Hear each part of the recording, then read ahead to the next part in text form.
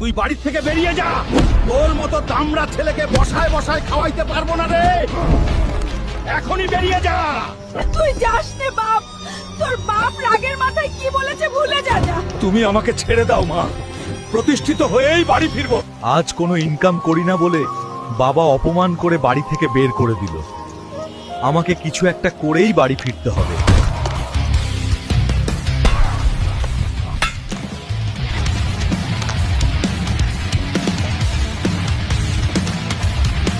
Six months later. অনেক দিন হলো বাড়ি থেকে আসছি, কালকে বাড়ি যাব ইনশাআল্লাহ। বাবা মাকে খুব মিস করছি। বাবা, তোমার ছেলে আর বেকার নেই। এই দেখো, তোমার ছেলে এখন ইনকাম করতে শিখে গেছে। শোন বাপ, সব বাবা মা চায় তাদের সন্তান ইনকাম করুক, কারণ টাকা ছাড়া এই সমাজে কেউ দাম দেয় না। দোয়া করি তুই অনেক বড় হ। বন্ধুরা, রাসেলের ভিডিওটা আপনাদের কাছে কেমন লাগলো জানাতে ভুলে না কিন্তু। পারলে ভিডিওটা শেয়ার করে দিও।